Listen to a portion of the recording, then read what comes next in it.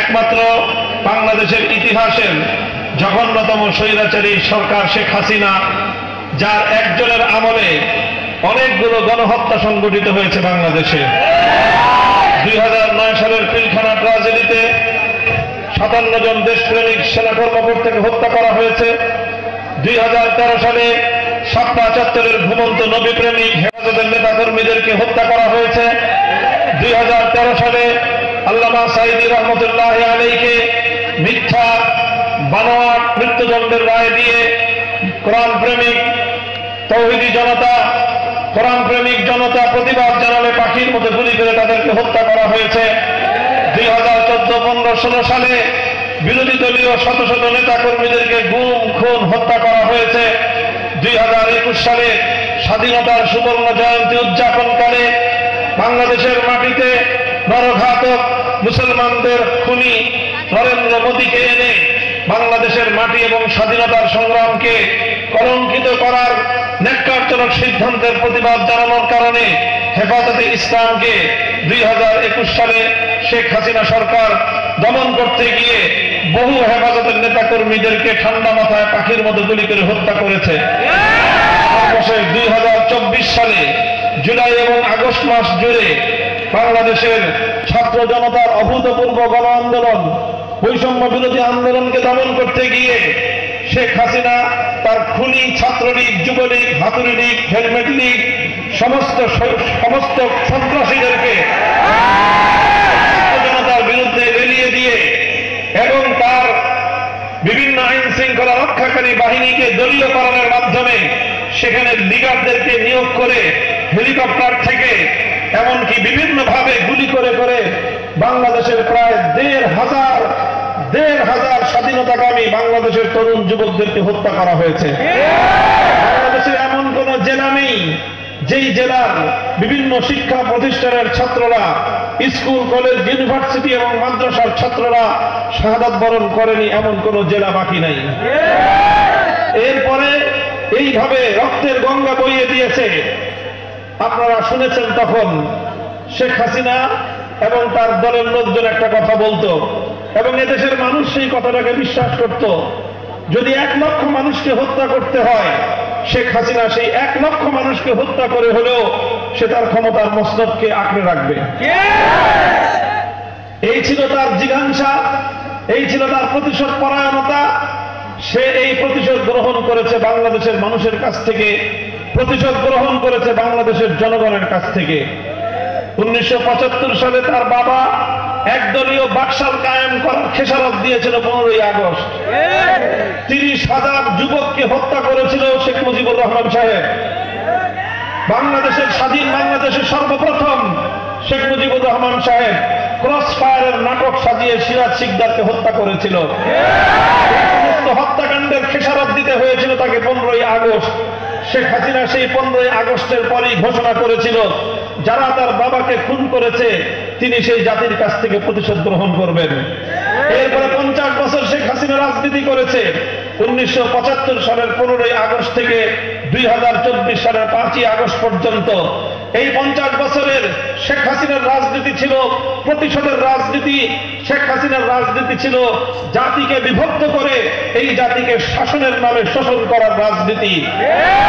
রাজনীতি ছিল বাংলাদেশটাকে দুর্নীতির মাধ্যমে, অর্থ পাচারের মাধ্যমে তলাবিহীন ঝুলিতে পরিণত করে এই বাংলাদেশের সম্ভাবনাকে চিরতরে ধ্বংস করার রাজনীতি। শেখ হাসিনার রাজনীতি ছিল বাংলাদেশ যেন বিশ্ব দরবারে মাথা উঁচু করে সসম্মানে সগৌরবে মাথা তুলে দাঁড়াতে না পারে, বরং অন্য আরেকটি রাজ্যের করতলগত করে একটি অঙ্গরাজ্যে পরিণত করার রাজনীতি। রাজনীতি ছিল বাংলাদেশের প্রধানমন্ত্রী না হয়ে অন্য আরেকটি দেশের তিলকমালী মুখ্যমন্ত্রী হওয়ার রাজনীতি। রাজনীতি ছিল লুটপাটের রাজনীতি। শেখ হাসিনার রাজনীতি ছিল বাংলাদেশ থেকে ইসলামকে নির্মূল করার রাজনীতি। রাজনীতি ছিল 144 ধারা জারি করার মাধ্যমে বাংলাদেশের আলেম সমাজের কোরআনের মাহফিলগুলোকে নিষিদ্ধ করবার রাজনীতি। শুধু আমার বিরুদ্ধে আমার মাহফিলগুলোকে বাংলাদেশের প্রত্যেকটি জেলায় জেলায় 144 ধারা জারি করে শেখ হাসিনা কোরআনের আওয়াজকে বন্ধ করার রাজনীতি করেছেন। কোন ইসলামী সংগঠন শান্তিপূর্ণভাবে নির্বিঘ্নভাবে বিগত 15 বছরে কোনোদিন বাংলাদেশের কোথাও জনসমাগম করতে পারে নাই। এইভাবে গোটা দেশকে জিম্মি করে দেশের মানুষের অধিকার লুটে নিয়ে এদেশের মানুষকে জিম্মি করে মানুষের ভোটাধিকারকে কেড়ে নিয়ে অর্থনৈতিক অধিকার কেড়ে নিয়ে গোটা দেশটাকে তার সেবাদাসে পরিণত করে ভারত মাতা এবং ভারতের নরেন্দ্র মোদীর চরণতলে বিসর্জন দেওয়ার রাজনীতি ছিল তার। সে মনে করেছিল ভারত পাশে থাকলে আর কেউ তাকে এখান থেকে উৎখাত করতে পারবে না। দুঃখ লাগে আমাদের প্রতিবেশী রাষ্ট্র 15টা বছর পর্যন্ত বাংলাদেশের কোন মানুষের অধিকারের কথা তারা চিন্তা করে নাই। মানুষের অধিকারকে তারা দুপায়ে চলেছে। তারা স্পষ্টভাবে বিশ্ব জনমতকে উপেক্ষা করে আন্তর্জাতিক শক্তিকে বাংলাদেশের ব্যাপারে কোনো কথা বলার সুযোগ না দিয়ে একতরফাভাবে বাংলাদেশের মানুষকে তাদের অধিকার থেকে বঞ্চিত করেছে। তাদের আস্থা ছিল এদেশের মানুষের উপর নয়, শেখ হাসিনার উপর। তারা সম্পর্ক করেছে বাংলাদেশের জনগণের সঙ্গে নয়, শেখ হাসিনার সঙ্গে। আর এইভাবে শেখ হাসিনাকে তারা তাদের সেবা দাসী বানিয়েছিল। আর শেখ হাসিনা সেই তাদের সেবা দাসী হিসেবে বাংলাদেশের স্বার্থের বিরুদ্ধে আরেকটি রাষ্ট্রের স্বার্থ রক্ষা করার জন্য কাজ করেছিল। এরপরে যখন দেশের মানুষ খুশি উঠল, রক্ত দিল, জীবন দিল, হাজার হাজার হাজার মানুষের রক্তের বিনিময়ে শেখ হাসিনার পতন ঠিকই ঘটল। দেশের মানুষের রক্ত ছড়িয়ে কোন স্বৈরাচারী শাসক ফিরআউন যেরকম ক্ষমতায় থাকতে পারে নাই, হাসিনাও ক্ষমতায় থাকতে পারে নাই। আগামী দিনেও সকল শাসকদেরকে আমরা স্পষ্ট বার্তা দিয়ে দিতে চাই, দেশের মানুষের অধিকারকে পায়ে পদদলিত করে, দেশের মানুষের অধিকারকে উপেক্ষা করে, দেশের স্বার্থকে জলাঞ্জলি দিয়ে ক্ষমতার মস্তকে চিরদিনের মতো অটল এবং অটল থাকবার দুরভিসন্ধি কারণেই পূর্ণ হবে না ইনশাআল্লাহ। সংগ্রামী সাথী ও বন্ধুগণ, আমরা বলতে চাই আমাদের বাংলাদেশ স্বাধীন হয়েছে, বাংলাদেশ মুক্ত হয়েছে। এই মুক্তির জন্য, এই স্বাধীনতার জন্য এদেশের মানুষকে অনেক মূল্য দিতে হয়েছে, অনেক জীবন দিতে হয়েছে, অনেক মাকে সন্তান হারা হতে হয়েছে, অনেক স্ত্রীকে বিধবা হতে হয়েছে, সন্তানদেরকে ইতিম হতে হয়েছে। এরপরে আমরা এই বাংলাদেশটা পেয়েছি। এই পরে আমরা বাংলাদেশের মানুষ বারবার তারা অধিকারকে আমরা ফিরে পেয়েছি। আমরা একবার লড়াই করেছি ব্রিটিশ বেনিয়া সাম্রাজ্যবাদী শক্তির বিরুদ্ধে, আমরা আরেকবার লড়াই করেছি পশ্চিমবঙ্গের রবীন্দ্রনাথ ঠাকুরদের সাম্প্রদায়িক শক্তির বিরুদ্ধে, আমরা আরেকবার লড়াই করেছি পশ্চিম পাকিস্তানি খান পাঠানদের বিরুদ্ধে, লড়াই আমরা করেছি বাংলাদেশি ফ্যাসিবাদী আওয়ামী জাহিলিয়াতের বিরুদ্ধে। ব্রিটিশরা আর বাংলাদেশে ফিরে আসতে পারে নাই, পশ্চিমবঙ্গের দাদা বাবুরা বাংলাদেশে আর খবরদারি করতে পারে নাই, পশ্চিম পাকিস্তানি খান পাঠানরা বাংলাদেশে আর খবরদারি করতে পারে নাই। স্বৈরাচারী আওয়ামী জাহিলিয়াত বাংলাদেশে কোনদিন রাজনীতিতে পুনর্বাসিত হতে পারবে না।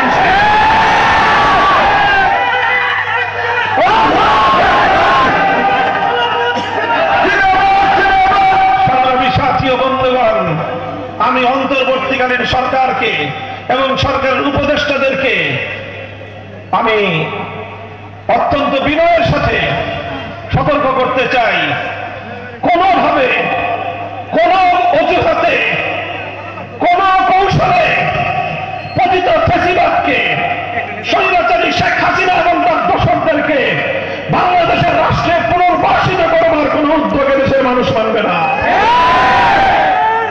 বাংলাদেশের স্বাধীনতা অর্জিত হয়েছিল ইনশাআল্লাহ বলার মধ্য দিয়ে। ইনশাআল্লাহ মানে হলো আল্লাহর উপর, মহান আল্লাহ রাব্বুল আলামিনের উপর অবিচল আস্থা এবং বিশ্বাসের মধ্য দিয়ে শুরু হয়েছিল বাংলাদেশের স্বাধীনতার সংগ্রাম।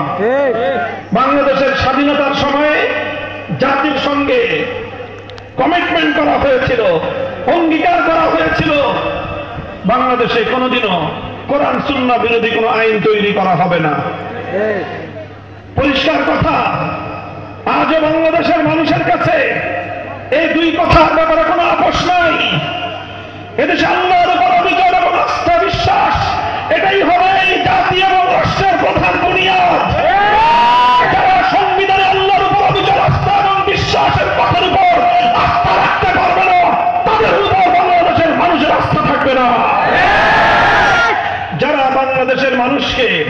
কোরআন সুন্নাহ বিরোধী আইনের অভিশাপ থেকে মুক্তি দিতে পারবে না। তাদেরকে বাংলাদেশ শাসন করতে আমরা দেব না। শেখ হাসিনা নানাভাবে ইসলামকে নিপীড়ন করেছে। ইসলামের বিজয়কে, ইসলামের গৌরবজনক অধ্যায়গুলোকে শেখ হাসিনা ধীর কদমে পরিকল্পিতভাবে বাংলাদেশ থেকে বিতাড়িত করবার, নির্মূল করবার পায়তারা চালিয়েছে। ট্রান্সজেন্ডার নামে, সমকামিতার নামে পশ্চিমা অসভ্য সভ্যতা বাংলাদেশে আমদানি করবার পায়তারা চালিয়েছে। শিক্ষা ব্যবস্থায় আমার কোমলমতি শিশুদেরকে জাতীয় শিক্ষা ব্যবস্থায় হিন্দুত্ববাদ শিক্ষা দিয়ে একটি হিন্দু রাষ্ট্র গড়বার পায়তারা এবং স্বপ্ন দেখেছিল।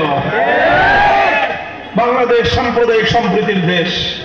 হিন্দু, মুসলিম, বৌদ্ধ, খ্রিস্টান সহ সব সম্প্রদায় এখানে বসবাস করবে। সবাই যার যার ধর্মীয় অধিকার ভোগ করবে, যার মালের নিরাপত্তা ভোগ করবে। সাম্প্রদায়িক অধিকার, তার ধর্ম পালনের সম্পূর্ণ নিরাপত্তা এবং অধিকার সে ভোগ করবে। এখানে কোন ধর্মাবলম্বী মানুষকে তাদের ধর্মীয় অধিকার থেকে বঞ্চিত করবার কোন সুযোগ নাই। আপনারা লক্ষ্য করেছেন, আওয়ামী লীগ এবং শেখ হাসিনার অন্যতম একটা রাজনৈতিক কৌশল ছিল সংখ্যালঘু নির্যাতন ইস্যু। এখন শেখ হাসিনাও নাই বাংলাদেশে, সংখ্যালঘুদের উপর নির্যাতনও নাই। কারণটা কি? আসলে শেখ হাসিনার কৌশল ছিল রাতের অন্ধকারে কালনাগিনী হয়ে সংখ্যালঘুদেরকে ছবল মারো, দিনের আলোতে ওঝা হয়ে ঝাড়তে আসো। সমস্ত সংখ্যালঘু নির্যাতনের পিছনে শেখ হাসিনার দোসর আওয়ামী সন্ত্রাসীদের হাত ছিল। ওরাই আবার মিডিয়াতে মায়া কান্না কাঁদত। এখন শেখ হাসিনাও নাই, সংখ্যালঘু নির্যাতনও নাই। ওরা যদি আবার বাংলাদেশে অনুপ্রবেশ করতে পারে, আবার সংখ্যালঘু নির্যাতনের নাটক সাজাবে। দেশবাসীকে আমি সতর্ক এবং সজাগ থাকতে চাই, আর কেউ যেন সংখ্যালঘুদের অধিকার নিয়ে ছিনিমিনি খেলতে না পারে। সংখ্যালঘুরা অধিকার ভোগ করবে। এদেশের 90% মুসলমানদের ইসলামী জাতিসত্তা, মুসলিম জাতিসত্তা এটাও বাংলাদেশে টিকে থাকবে। জাতিসত্তার চেতনার ভিত্তিতে 1947 সালে পশ্চিমবঙ্গকে আমরা সালাম জানিয়েছিলাম, আর 71 সালে আমরা পশ্চিম পাকিস্তানিদেরকে সালাম জানিয়েছিলাম। আখেরি পয়গাম আমার, সুতরাং এদেশের হাজার বছরের ঐতিহ্য এবং ইতিহাসের সাথে ইসলাম এবং ইসলামী সভ্যতা ওতপ্রোতভাবে জড়িয়ে আছে। অন্তর্বর্তীকালীন সরকার এবং এই সরকারের অন্তর্ভুক্ত বিশেষ করে এনজিও উপদেষ্টাদেরকে আমি বিশেষভাবে তাদের প্রতি সতর্ক সজাগ দৃষ্টি রাখার জন্য ছাত্র জনতাকে উদাত্ত আহ্বান জানাই। ছাত্ররা বিপ্লব করেছে, কিন্তু ছাত্রদের এই বিপ্লবকে এনজিওদের কিছু চিহ্নিত ইসলাম বিদ্বেষী পশ্চিমাদের সেবাদাস তারা এই বিপ্লবকে চিন্তাই করার প্রয়োজন চালাচ্ছে। দুটি ইস্যুর ব্যাপারে খুব হুঁশিয়ারি উচ্চারণ করতে চাই। প্রথম হলো শিক্ষা ব্যবস্থার মধ্যে ইসলামকে নির্মূল করার ফ্যাসিবাদী স্বৈরাচারী শেখ হাসিনার এজেন্ডা বাংলাদেশে আর চলতে পারবে না। সুতরাং ডক্টর ইউনূস সাহেব যেই শিক্ষা কমিশন করেছেন, তাড়াতাড়ি ওটাকে বাতিল করে নতুন করে আবার শিক্ষা কমিশন গঠন করুন। এদেশের তাওহীদি জনতা, হেফাজতে ইসলাম সহ এদেশের সমস্ত ইসলামী সংগঠনগুলো আপনার গঠিত শিক্ষা কমিশনকে প্রত্যাখ্যান করেছে। এখানে সমকামীদেরকে আপনি দিয়ে, সমকামীদেরকে দিয়ে শিক্ষা কমিশন গঠন করা হয়েছে। ওই শিক্ষা কমিশনের বিরুদ্ধে আমরা দুর্বল আন্দোলনের ঘোষণা দিচ্ছি। ওই শিক্ষা কমিশন বাতিল করে আলেম এবং ইসলামী শিক্ষাবিদদের অন্তর্ভুক্ত করে সর্বজন রাজ্য শিক্ষা কমিশন যদি গঠন করতে আপনারা ব্যর্থ হন, রাজপথে আপনাদেরকে মোকাবেলা করব। দ্বিতীয় হল মানবতা বিরোধী আইনের মধ্যে নানা ধরনের ভয়াবহ, অশ্লীল এবং বেহায়াপনা, জেনা, ব্যভিচার, সমকামিতাকে বাংলাদেশে আমদানি করবার কিছু ধারা অন্তর্ভুক্ত করা হচ্ছে। ম্যারিটিয়াল রেপ নামে বৈবাহিক ধর্ষণ, জোরপূর্বক গর্ভধারণ, ট্রান্সজেন্ডার, এই জাতীয় বেহায়া, অসভ্য, ইসলাম বিরোধী ধারাগুলোকে আমাদের বাংলাদেশের কোন আইনে অন্তর্ভুক্ত করার যেই দূরভিসন্ধি আপনারা রেখেছেন, আর আপনাদের ইসলাম বিরোধী কমিশন যে প্রস্তাব করেছে ওই প্রস্তাব যদি